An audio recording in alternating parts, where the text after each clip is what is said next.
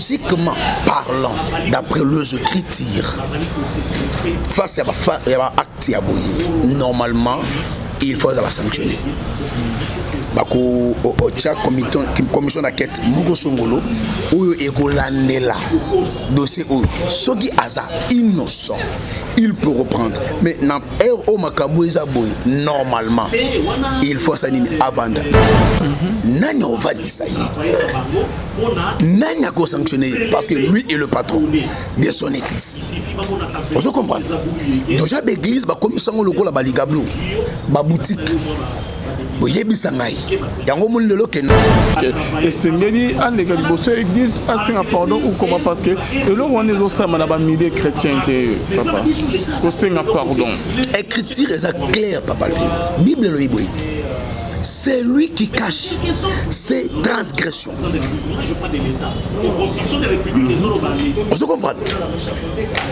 Ne prospère point, mais c'est lui qui les avoue et le délaisse obtient la miséricorde. Moutako sayote, le corps du Christ, il faut pas comprendre et le koyu. Aujourd'hui, on a un ami qui a mouké avant de répondre à la question. Ma face cachée et bando bima lelo moutako sayote il y a un juge qui s'appelle le facteur temps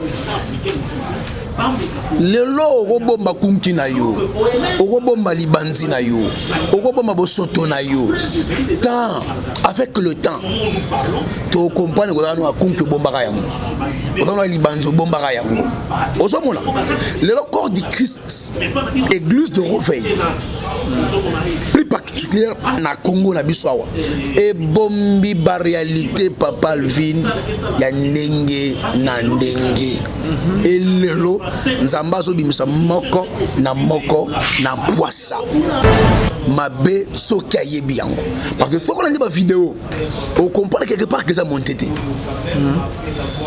ozomona sur la vidéo bien on est que ça monté alors ozomona raison nanani pour ozoa nini mutua jarabi sonyo so nzambi le plus important c'est Ngabolemis. C'est ce que lui doit faire. Et non, il y a qu'on se vanter, qu'on raison. Non. Alors, c'est simple. Parlant, tous nous sommes faillibles. Et si tel est le cas, la chose importante est ça, il y a qu'on bouka ma bolongo, qu'on senga nzambe bolimbisi, qu'on lela mawanzambe. Ma bena bango eza nini babi bimisa ba saint babi bimisa ba parfait makamo ya telemela lobi le coutier makamni o écoutier il y a divorce a telemela yango l'homme a la retour du parole a divorcé et puis la voiture n'est pas fumée le mo fa ne andako la voiture n'est pas fumée de mo sa banaka na c'est voir. Bon Nzambe, Yesunde Mosuki si bien aimé dans le Seigneur, les mains ne triomphent jamais. Merci na banonion sous balanda biso abenga biso filo moko ya motema bivens de monzamba la monoyo.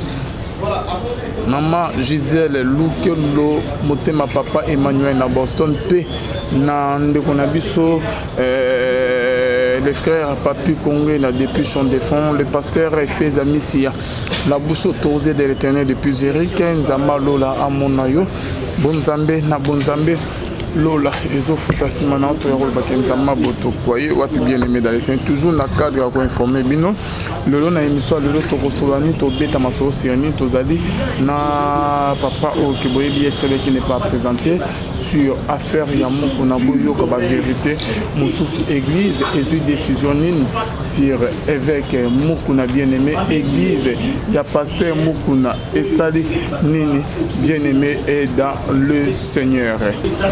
Voilà, la vérité mingi ekobima lelo église ezu décision ni pona pasteur évêque mokuna église à pasteur mokuna qu'est-ce qui se passe vraiment pour na bien-aimé dans le Seigneur toza wapi na minute oyo tozali na pasteur David Poto. Shalom papa.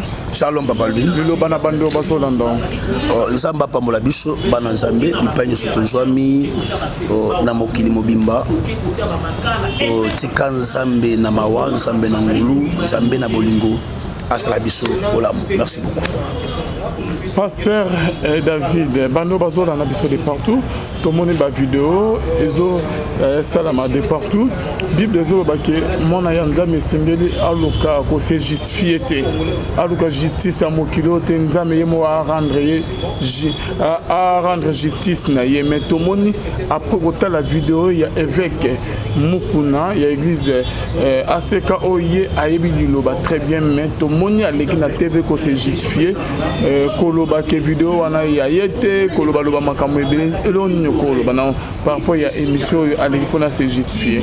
En fait papa lui oyebi parfois ça fait mal ce déplorable ya romona ba réalité boye na corps du Christ. Oyebi pona que de gauche droite et dans la d'âge moko elobaka na sagesse que c'est lui qui se sent piqué connaît l'affaire. Vous comprenez? Moi je ne pense pas qu'on a un niveau naïf. Si il se sent innocent, il voit qu'il n'est pas coupable, et ça montage patati patata. C'est que lui devrait faire. Le critère est bel et bien clair, disant à moi la vengeance, à moi la rétribution. La vengeance revient à Dieu. Raison que l'on a sait na moi pour ça là, nini milinga babomba ngote e makaka. Solo alika yabu nakatandaku ekobi makaku bazotumba. C'est pour dire que vérité et soit qu'on a triomphé l'un de ces quatre. Alors, si cela n'était pas vrai, que makambo ya sali yangote, falatika esika epanzambe, Dieu existe, Dieu est juste au moment opportun, nzamba obimisa innocence naïe. Ozomona. Déjà mutozo ka se défendre dans le dossier moko songolo, quelque part conscience naïe et sont interpellés sur certaines choses. Quand bien même égos à la vraie ou faux, mais il se reproche au-dedans de lui sur quelque chose par rapport à Modé Finaye. Pasteur David, par rapport à la vidéo et Panjani qui est passé à Moukouna et les mieux moi Mazo Sala Bolingo, Bando Bazo dans la biso, ceux qui vidéo ils allaient authentique pasteur et David, église et singé jour et singé et suspendre pasteur Moukouna avant la non tondeni église non du Congo jour na Maramo. Logiquement parlant, d'après les écritures, face à l'acte normalement, il faut la sanctionner. Bako tia commission d'enquête Mugo Songolo ou ekolandela dossier ou ce qui aza innocent il peut reprendre mais na au makambo ezaboy normalement il faut s'anini avant mais na bamboka na biso oyo le lo église autobenga église de réveil structure ezati nani on va dire ça nani a ko sanctionner parce que lui est le patron de son église. Vous comprenez?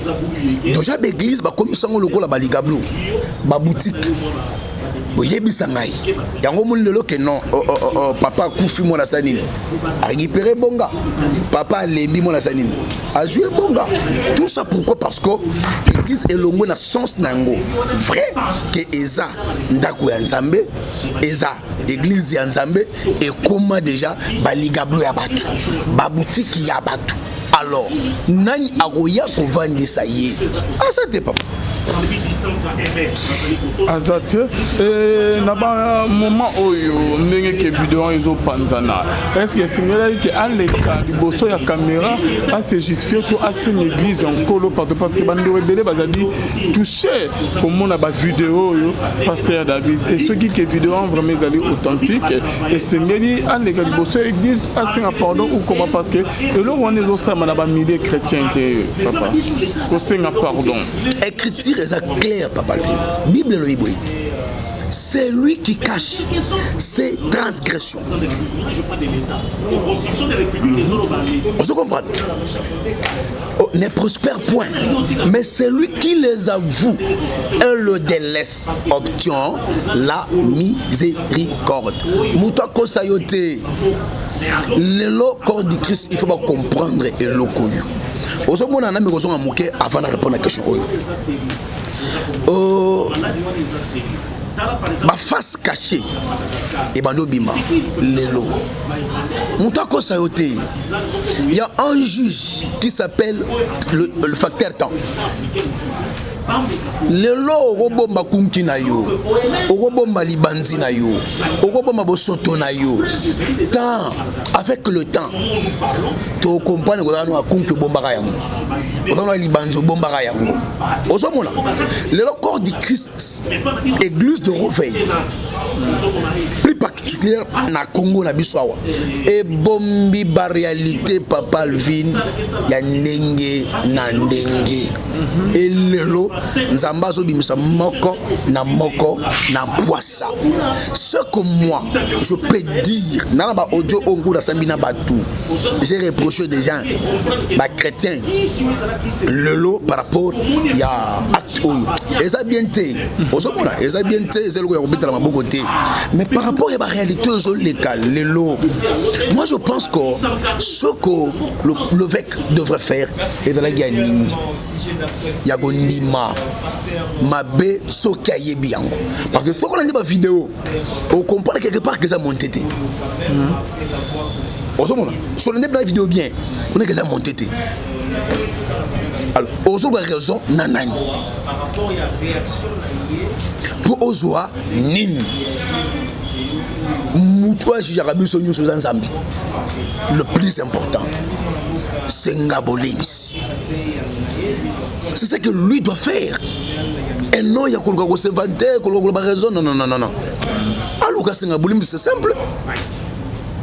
Ce qui peut casser Bolim, peut-être que mais le problème est belé que pardon à reconnaître ma belle c'est ma belle église Peko Panzana ou église ACK il y a avec moi qu'on est Panzani l'écolo il y a vidéo on a l'homme de Dieu ce qui est dans l'église il y a évêque Mukunda et Panzana mais ce qui est église il y a Nzambe et Panzana ce qui est église il y a Obanga pour Panzana mais ce qui est église Nzambe et Panzana église Nzambe moko l'église za Nzambe ye moko Nzambe ye moko veiller enfin que l'église n'est pas Panzana Bible lobby si seulement si tu confesses tes péchés l'Éternel Dieu est juste et fidèle pour te pardonner. Zamba limbe ça va mutute muto limbe sa bosanité muto limbe c'est la rancune mais quand Dieu pardonne il efface. Dans la histoire enfant prodigue et la histoire ya Nzambe na biso ba Kristo tant to sumuka to kenda ka musika Nzambe mais tant to zongela ka Nzambe atala ka mabe na biso te ayambi biso alembisi biso asokoli biso azongisi biso asika. Qui n'a jamais péché dans ce monde? Qui n'a pas de faiblesse? Qui n'a pas de défaut? Qui ne commet pas deux erreurs dans ce monde? Seul Christ, seul Dieu est parfait. Tous nous avons de faiblesses d'une manière ou d'une autre. Nous avons des défauts d'une manière ou d'une autre.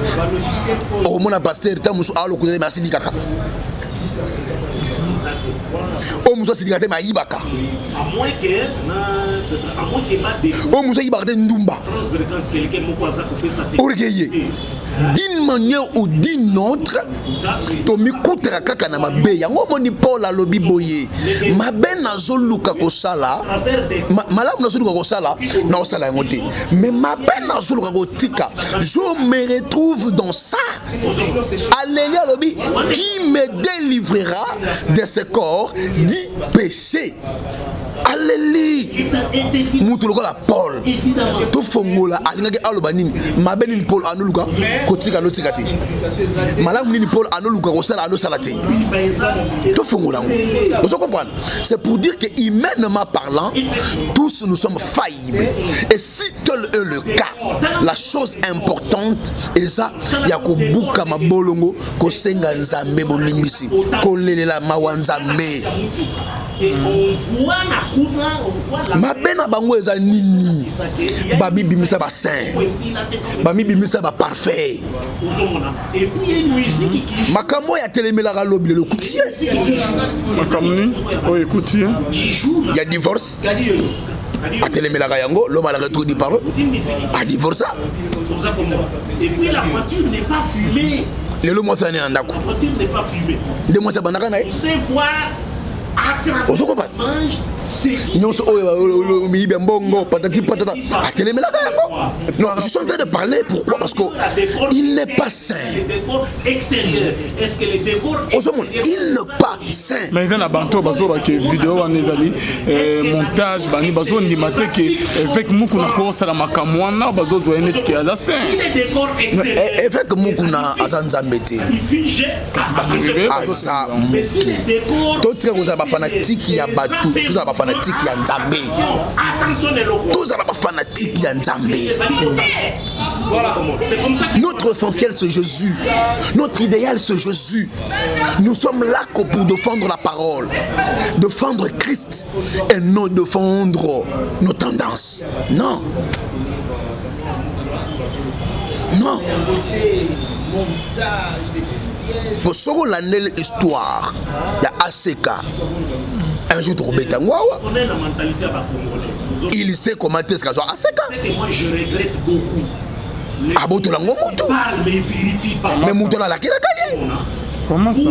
Oui. Il faut que ça ait une étude minutieuse. On se comprend. Moutola la avec les experts pour analyser Abi, tant que ça m'a coûté la Moïse, Abi, sur le beaucoup de Chanakati. Tu vas finir par comprendre ça.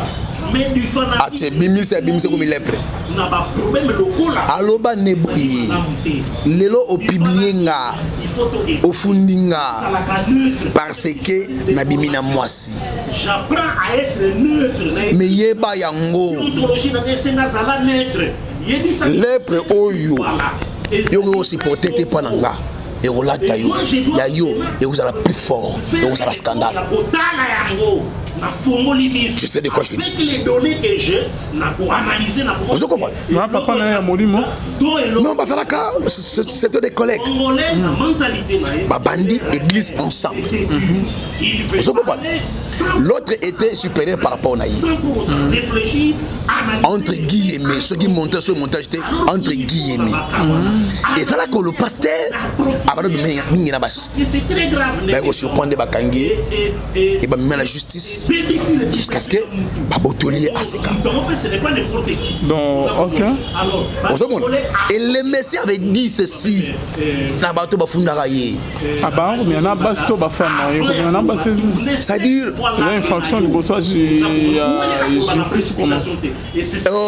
Église nyonso dans la doctrine, peut dans statut, par règlement. Par rapport à ma règlement, il y a église, statut à église. À Fochaki, il devrait laisser. Et comme lui ne voulait pas, il y a la justice.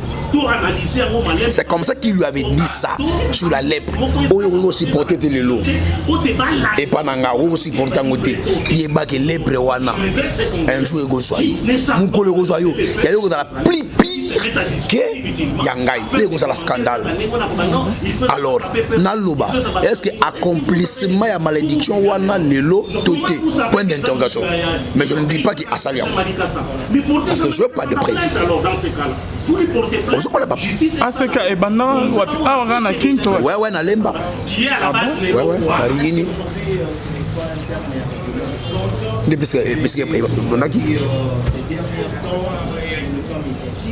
Wana à l'époque l'église vient voir. La Lemba wana gaka. Il y a succès ma casse. Le pasteur Akimaga, vainqueur Akimaga, qui n'a que poto. Toute la gloire politique, on connaît beaucoup. Nos pasteurs, en tout cas nos jeunes, Bolimi Sangai. Ce qui est important, il a fui Akima Pambate, complicité à pasteur. Na état na biso. Les conflits individuels contre eux par rapport à succès de Guinée. C'est comme ça qu'il t'a gagné assez la Constitution article 26. Non, mais on est au côté là. Collègues non, au côté bah collègues non bah pasteur. C'est comme si on s'attaquait sous nous. Pourquoi? Papa Lvin, c'est déplorable ces choses. Moi qui te parle, je ne suis pas ça. Moi qui te parle, je ne suis pas parfait. Vous comprenez? Mais ce qui se passe aujourd'hui dans le corps de Christ, ça fait mal. Ce qui est important, pour faire un événement, que tout le monde, commençant par moi et tous les autres, tous ont conscience, il y a que celle de l'Anzambé dans le solo. Il y a des signes qui démontrent que nous sommes dans et ces gens la connaissent, sont des prédicateurs. Tant qu'on sait les sous-mots, on ne pas citer. C'est un signe que Dieu veut te dire que tu m'as attristé, je ne suis plus avec toi. Parce que tant que ça le sous-mori pas si c'est la personne qui est en toi qui te dit pourquoi tu m'as fait ça sur le Saint-Esprit. Pour un problème de c'est le sous-mori tout va normal. C'est le normal. On a sa conscience que j'ai changé de me garer petit à petit. Non, c'est pas. Revenons vers Christ. Et ce que je dis est belé, il se retrouve dans ça, même dans Zambé. Quand tu commets quelque chose, un péché que toi tu connais que c'est un péché, tu as outragé la parole, tu as outragé la loi, et que tu vois que tu fais cette chose-là, tu as outragé la loi, et que tu comprends que on a la culpabilité, Katinayo, Lucas délivrance. François Fillon. Kota retraite, Bouka Mabolongo, Lélélan Nzambé, Nzambé, Aboya Kamotute, Nzamba Gozongela yo. Peut-être que on a vu on a ba femme mariée, ba sœur, ba protocole, pour escroquer, dimanche par l'équipe à jouer à côté, il y a auto saleko ba ya pays pas délivrer. Ezani. Les soum ezala libaku na via mutu. Mais les soum est comme mode d'éviter. Dans la Bible, le soum est comme libaku na via mutu. C'est-à-dire que toi battu. On veut comprendre. Nul n'est parfait. Mais tant que les soumouana et le mot libaku est comme vie yamutu, c'est dangereux.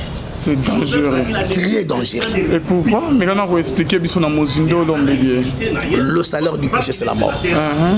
Vous comprenez? La mort n'est pas seulement physique ou naturelle. La mort peut être spirituelle. Pendant 18 ans, qu'est-ce que vous faites? Qu'est-ce que vous faites? Vous comprenez? L'aspect est belé. Quand la mort devient spirituelle, il vaut mieux mourir physiquement que mourir en esprit. Parce que quand tu meurs en esprit, il y a une communauté. Là, c'est pour cela que Paul a dit que mieux vaut que livrer l'âme na bango, bakufa na nzoto, mais pour la mukolo ya suka l'âme na bango za sauver. La sauver. Donc mieux vaut okufa na physiquement. Physiquement okufa qu'en esprit. Quand tu meurs en esprit, suka na yo ezali felo. C'est pour cela la Bible nous dit qu'en réalité en l'homme c'est l'esprit. C'est l'esprit. Ok. C'est l'esprit. Donc les hommes de Dieu doivent comprendre ça aujourd'hui. Moni, Bible le dit, rachetons le temps car le jour. L'élo est habillé sur le baiser. Papa, le vinago qui t'a organé l'escalier n'a pas eu. Donc la vie ne nous appartient t'appartient pas. Ces gens doivent comprendre ça. Il faut qu'on change ça là. Quand tu la mukaka, on doit se poser les questions de où tu habites. Pourtant, tu la lié par la malgré Mayel, les sagesses, Bozunion, soit nango. Tant tu la kufaka. Mais quand on l'a mukina, on comprend qu'il y a un Dieu. Mais si réellement ce Dieu-là t'a fait grâce au monde à Tongo, ni oyo c'est là. Mais l'homme de Dieu, lorsque Ozoba n'a bien makasi, Paul Azoba qui m'a bien abo kosa yandi na zosa bolam na dimi solo na kokite, c'est que Paul fait azana mabe mo abana kosa. Il était animé. Alors pour condamner ba o qui a simuki a quoi ça na moi soit que amena nevi ya Yakobo. Mais Paul le dit avec sa conscience. C'est une prière qu'il adresse à Dieu. Qui me délivrera, c'est pour dire il reconnaît que lui est incapable de sauver sa peau. C'est le Dieu qui peut le sauver. Mais le nôtre aujourd'hui, ils n'ont plus conscience. Conscience c'est Zawapi. Tu demeures dans le péché. Tu évolues dans le péché. Conscience c'est Zawapi. Parce que tu ne peux pas comprendre que tu ne peux pas revenir vers Dieu. C'est que déplorable. Tu acceptes au ligne pasteur, prophète, docteur, évangéliste, ainsi de suite. Oui, c'est pas mauvais, c'est bien. Est-ce que la vie que tu es en train de mener, ils ont reflété une image, il y a titre, il y a mi balé. Oui, tu es prophète, apôtre, il y a moté kotolola. Au contraire, gloire wana, et que garo vers la vérité, et que égaré yo, musika. Nanzambe pour se retrouver dans l'ifelo. Et na remarqué le lot clair que parmi bateau et belé ba okende l'ifelo sont les serviteurs de Dieu. Que des gens passent dans les médias. Pourquoi? Pour apporter oui, parce que le lot ba sala nzambe. Indice de développement humain. Bandi marere na bangote. Bandi ma défaut na bangote. Bandi mama be na bangote. Ils veulent prêcher bongwama. Ba bongwama te.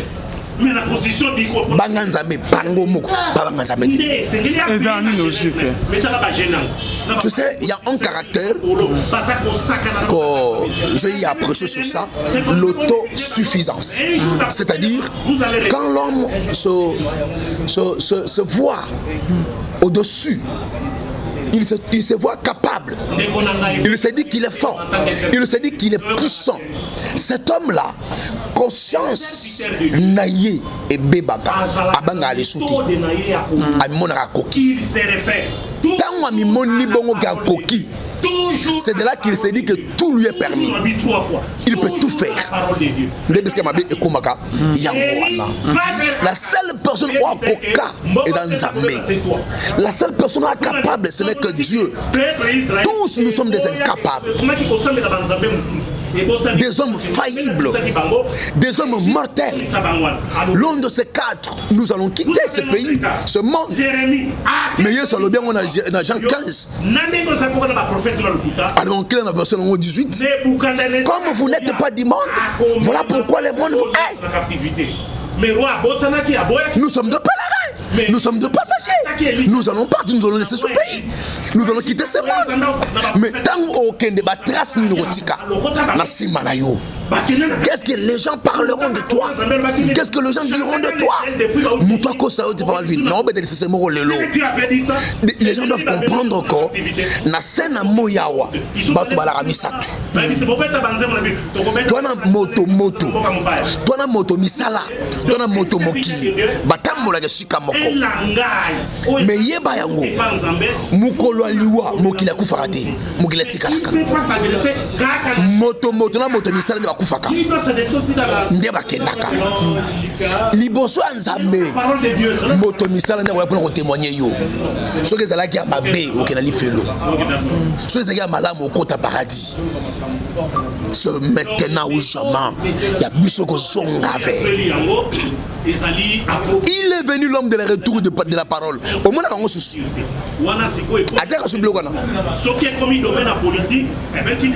Le l'homme est fait, je n'ai qu'un d'appui. Et bien, comme ça, pasteur évangéliste. Mais chaque chose a son temps, pasteur David, le commis moment, il y a éveil patriotique.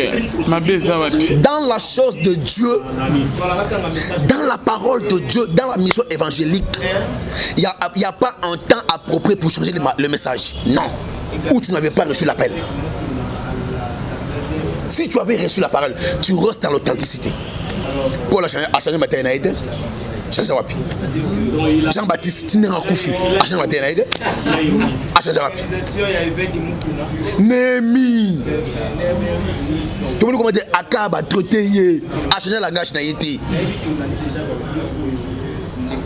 Un homme de Dieu, un messager, doit rester dans l'authenticité de la parole de Dieu. Tant que mon Moussalanzamba a volé, a changé le message l'andelaïe. D'où c'est un mercenaire, d'où à côté de la fausseté. Pasteur David, ozolo ba bien bando bazola na biso Jésus azolo bana ba disciple na que concernant ba scribe na ba pharisien azolo ba que faites ce qu'ils vous disent mais ne faites pas ce qu'ils font. Côté monsieur Jésus le dit que bazolo bazo témoigner na ba lèvre na ba mais tema na ba eza musika nanga. Mais na suka Jésus ayoko bakisa quelque part le dit que azo c'est la prière na Jean 17 azo ba que père ba oignon stoppé ce qui n'a la kisi ba on dira na yo sauf le fils de la perdition. Ouais. Par là bande bazo la na biso ata le non ndenge ba pasteur musu baloba oko vivre na yo na mabe na masum ko kota na bokonzi ya nzambe etangama déjà. Jamais nzambe akobungisa ba oyo ke ye bazali prédestiné ke ba kota lola quoi. Cela prédestination. Faux et archi faux. Jérémie le bien. Tu perdras ton héritage à cause de ta propre faute. Libula na yo obungi sango. Likolo yaba meba na yo moko.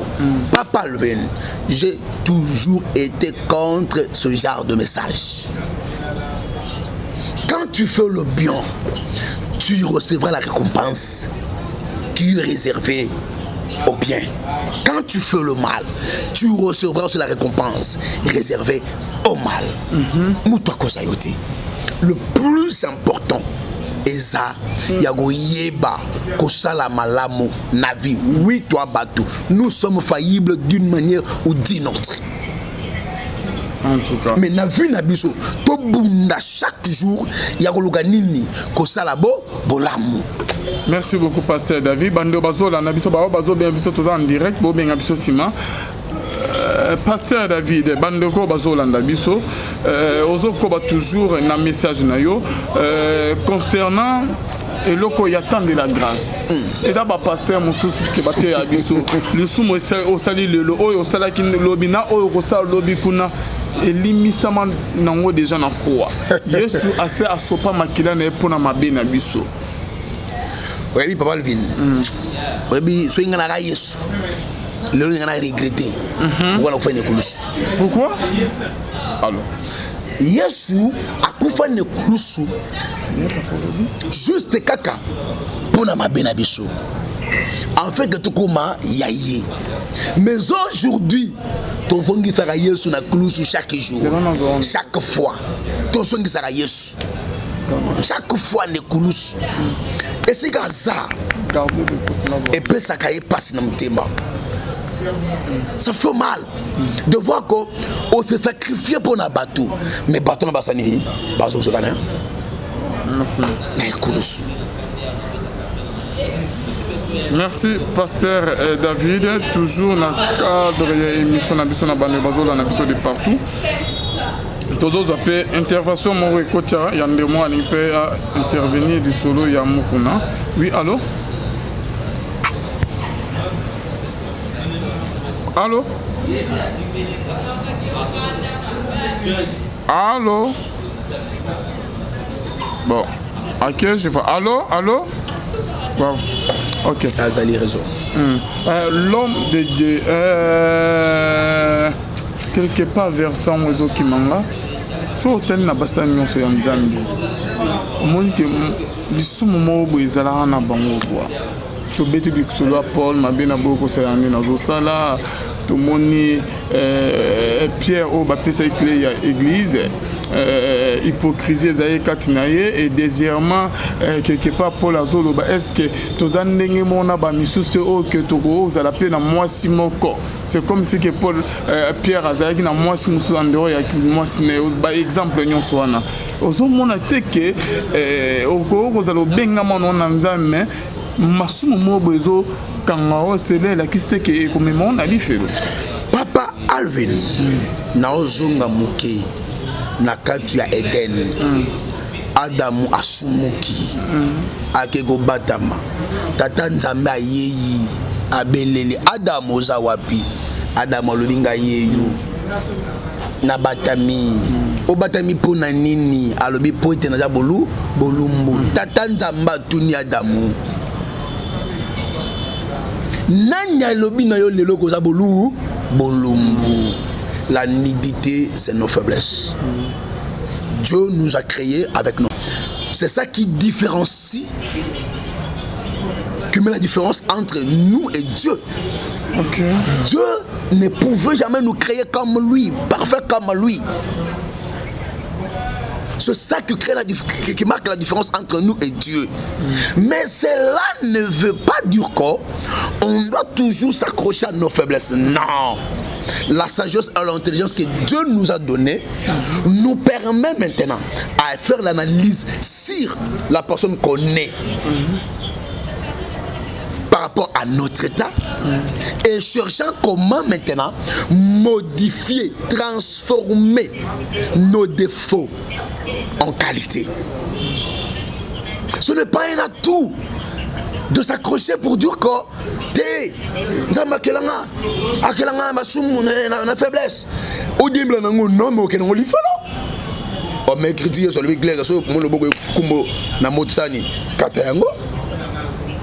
Bokango na moto, kende kota lo la telo lobo kumboko. À quoi est bon de gagner la gloire, le succès, la richesse, tout le monde et de par ton âme. Il est le temps maintenant de faire un pas, un retour en arrière. Chercher à se repentir. C'est que moi je vais dans cette place et le corps du Christ à Congo surtout. Tous les Nzambe na busolo. Tous les lama wana Nzambe. Gloire comme banni l'église ya Congo. Gloire ça soit pi. Quand on est l'église moi Salem. Puissance authentique des assoutés. Est-ce que cela on mi benga batata ya réveil baza wapi conscience c'est ça bangote est-ce que biso tout pour tout le monde est-ce que bon on s'est forté qu'on sensibiliser on fait que tout ça va requête de prière tout la maona nzambe na mboka na corps du Christ pour zamba kita. Qui est ce pasteur aujourd'hui dans Mboka na biso Congo? À côté de Magangi, Mokonza Mboka Yoki. Nani? Azapi. Nde tona ba idausa. Azawapi. Oya côté Maloa Gangi, Mokonza Mboka Yoki akiti. Il est où? Tout corrompu. Merci beaucoup l'homme de Dieu, c'est le pasteur David Mputu. Merci na bandonion Stobazola na biso, merci na Arnaud Kamande Azasima Caméra, Bonzambe na Bonzambe Yesunde Mosukisi, les mains ne triomphent jamais. Merci na bandonion Sto Bonzambe na Bonzambe Lola Izo Futa biso bien aimé dans les sens maintenant to rôle bakenza maboto poevat na tika bien na mabo ya papa David na pesio juste 5 à 8 minutes papa comme quelqu'un ko exhorter bande homo bazolanda biso ba pasteur mo bazolanda biso corps de Christ ezolanda biso na minute pe na ba makambo nyonso tout ezo se passer pour le moment na kati église message ni nza Mathieu na motem oloba na bango pour plus numéro no ya contact na suka au prier pe na bango. Mas papa Levin Moi je pense que l'écriture est claire dans Exode 3 pour nous dire qu'il y a un temps pour toutes choses. Il y a un temps pour naître, il y a un temps pour mourir. J'aimerais qu'au peuple de Dieu, de revenir dans verset, de comprendre que l'homme est éphémère, le succès est éphémère, la gloire est éphémère, tout sur le monde, sur la surface de la terre est éphémère. Par là, j'aimerais te dire ceci. Le lot au coup tout autour de ma benayou. Tout autour de ma bouzo banayou. Sache-le très bien encore. L'un de ces quatre au Tiramokiloyo. L'un de ces quatre au Kende. Mais bien nommé dans le Seigneur. Les éminents hommes de Dieu. Les enfants de Dieu. Je reviens vers vous pour vous dire une chose. Que Jésus revient bientôt. La meilleure des choses à faire, c'est faire un pas en arrière. Cherchons Dieu dans la sincérité. Marchons dans la sanctification, dans la piété, dans la crainte, dans l'obéissance. C'est de là de tourner le boko Yanzambi. Sortons dans des faussetés. Tout le monde est fanatique, y a pas tout au fond de Ganzambi. Tout le Ganzambi na boussolo. Écriture lobby, cherchez le terrain pendant qu'il se trouve. Invoquez-le tandis qu'il est prêt. Cela veut dire quoi? Il y a un temps où on peut trouver Dieu. Il y a un temps où Dieu, on ne peut plus les trouver. Comme exemple, sur Okufi. Comme exemple, il y a des moments où Moutokoti n'a comment. Où il mal conscience n'est pas assuté. L'homme ne peut plus intercéder pour lui-même. Nabatan wana et vous allez pas si pour naïo. Tant que vous avez appelé sur chance, vous avez envie, vous avez en bonne santé, même si vous êtes malade, vous avez appelé sur chance, vous avez envie, mais bien aimé dans le Seigneur. Dieu est fidèle. Ma bête au sala et fout à chuter. Et vous n'avez jamais qu'au bon moment malamu. Mabe eza mabe egotikala mabe. Nakopesa yo exemple moko. Lisese moko pour na clôturer. Na sena moyawa sala eloko ona zo bisayo. Et tu vas te retrouver dans les bons. Il y a tant to la mukana tongo. Et dans la deux livres dans les bossons na biso. Livre moko ba commis le bien. Livre moko ba commis le mal. Ngana otoyebi qui est l'auteur du bien, qui est l'auteur du mal. Alors, tant journée est si laka, yeba ngo ke ba acte nyonso opposaka na moi. Ya malam eza écrit na livre abengi le bien. Ya mabe eza écrit na livre abengi le mal. Tu n'as pas le yeux pour voir ça. Il y a que Dieu et le diable qui voient ça. Alors tant ba ota la cotation tango na mutu tango sali mabe mingi na moi, c'est le diable qui gagne. Dieu perd. Tango sali malamu mingi, c'est le diable qui perd, c'est Dieu qui gagne. Maintenant pose-toi la question par rapport à ba aneo le kisaka nena gagnaka par rapport à vinayo eza nzambe to eza diable. Maintenant ce devant diable, pose-toi la question, qui es-tu, serviteur de Dieu ou serviteur du diable? Par là, je vais te ramener la conscience. Il y a à comprendre que toi, battu.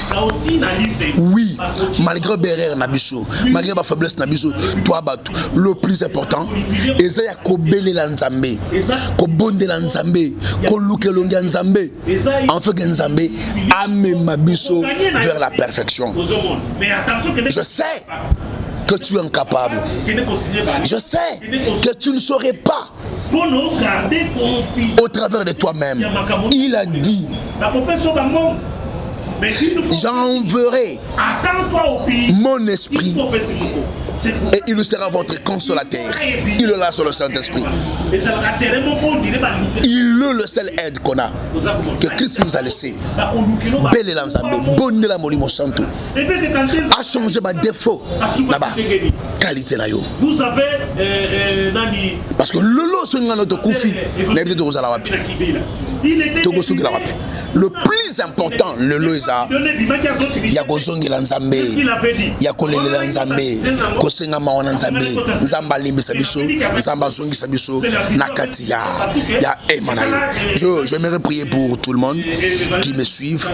Osa parfois au Monico, tu ne sais pas où passer, quoi faire, incapable. Mais bien aimé, l'Écriture nous dit, il a envoyé sa parole et sa parole leur guérit. Dieu sait le pourquoi. Il a permis que le lot l'andangaï. Je vais prier avec toi ensemble. Enfin, Nzamba Lola, Akita Maone Nicolas Vinayo. Nzamba Lola, Azoni Solution Nakada Emanaï. Prions. Le Dieu des faveurs, le Dieu des grâces, le Dieu d'alliance, le Dieu des esprits des prophètes. Éternel Dieu, toi qui m'as établi. Il est écrit que ton esprit est sur moi, car tu m'as oué pour annoncer la bonne nouvelle, guérir le malade, rendre libre les opprimés, délivrer les captifs et déclarer une année de grâce pour donation. Sors Saint-Esprit, je t'en supplie. Je sais que je ne suis pas digne de me tenir devant ce peuple qui me suivent, mais seulement je veux que ta volonté puisse s'accomplir au travers de cette prière. Au nom de Jésus. Éternel, nasengi maonayo, likola papa, likola mama, oba zolanda, ya lola, kotala mabete, kolo, kotanga mabungate, mais mawanayo, esupana. Seigneur éternel, tika molimo santo na yo, elata papa, elata mama, elata yaya, elata leki. Epesa makasi ya kokangama na yo itakati na ndeko posa ko lukelongi na yo posa ko demeurer la kati ya présence na yo. Je sais que c'est toi qui crée le vouloir et le faire. Tia na kati Seigneur ya ndeko ko yina ya mabe pe posa bolingo ya malamu na kombo na Yesu, na kombo na Yesu. Tika na zela libondeli oyo nzambe avec Funjuna kata emanaye et ma benyon sur la nature à cause de ma soumou, à cause de ma faiblesse. Nayo, lelo etikayo, au nom de Jésus. Tu étais malade, tu souffrais, tu avais un problème. Zambalola, a peu de solution. Zambalola, abiksayo.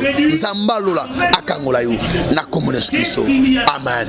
Mon numéro est plus 243 82 411 32 46 plus 243 82 411 32 46. Le numéro est là. On en a besoin de prière, on en a besoin d'orientation, on en a besoin, il y a exhortation. Vous pouvez appeler et la sur WhatsApp et Nzambalola ako tchananzana biso maloba oyo eko sunga biso banso enfin que tout le monde a le bon Nzambe tika Nzambalola apambola biso. Merci beaucoup.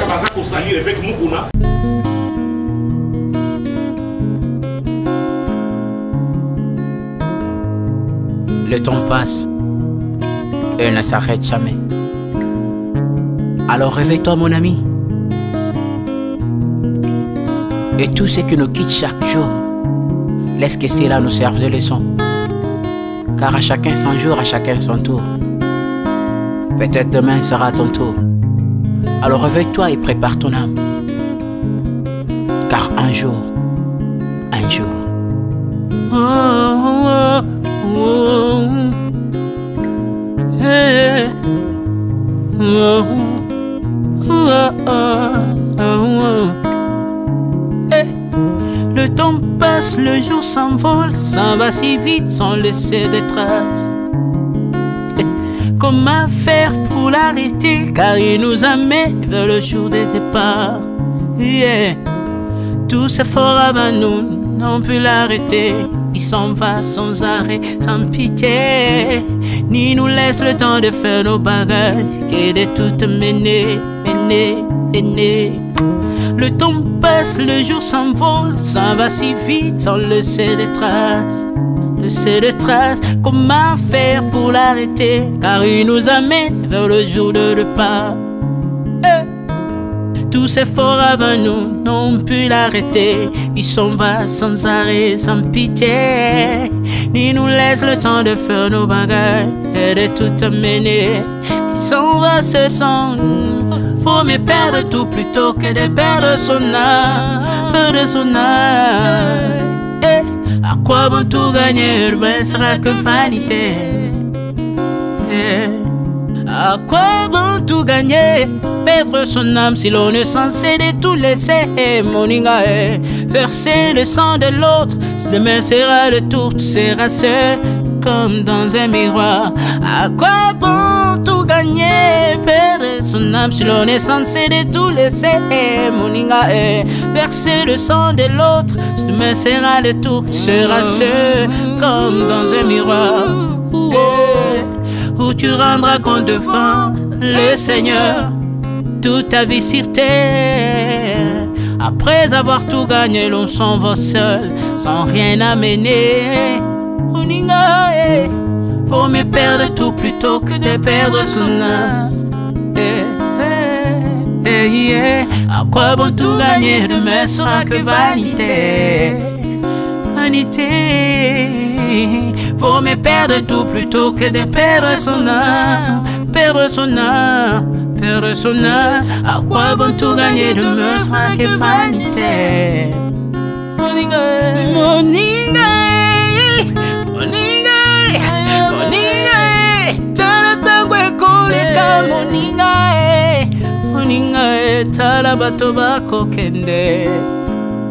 Okosala lolendo na mokili okanisi mokili yango yayo, etala bato bakoleka. Tango ekomema ngai, tango ekomema, tango ekotika moto te. Bakulutu bayakala basi bakende. Moninga, tala tango ekomema. Papi Charles Mombaya si akenda kala. Otango otango eza komema. Ya Marie si akenda misa mungolo tala tango ebebi papa de baba si akenda kala. Tango tango eza koleka. Ale moloto si akenda kala. Otango otango eza koleka. Ata mobutu sesese kokukungwendo wazabanga asi akenda kala. Tango eza koleka. Muse Laurent Désiré Kabila akenda kala. Tango eza koleka. Tango ekotika moto te, tango ebangaka mokolo te. Liwa bangaka mokolo te, abangaka peleki te. Abangaka motambongo tayokaka pe mobola mawa te. Liwa tango ayaka amemaka moto nyonso moto nyonso tango ekoleka. Engela bomoi na yo epana yawe. Tango ekomema engela bomoi na yo mokolo na yo ekoya okokende ndenge nini. Le temps passe, ne s'arrête jamais. Le temps passe. Moninga, Moninga, tala tango ekomema. Moninga, Moninga, tala tango ekoleka. Moninga, Moninga, Moninga, tala tango ekomema. Moninga, Moninga, tala tango ekomema. Tango ekotika moto te. Engela bomoi na yo. Tala bato bakokende.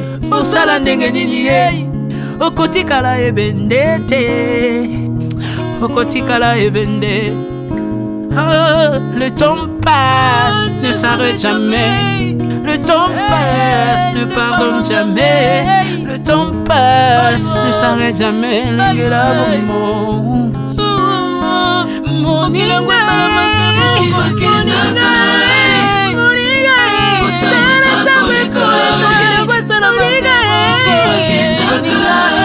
tala tango ekoleka.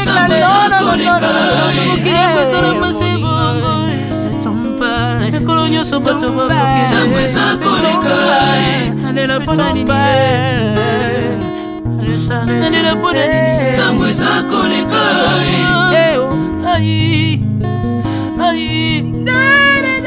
Tango eza koleka.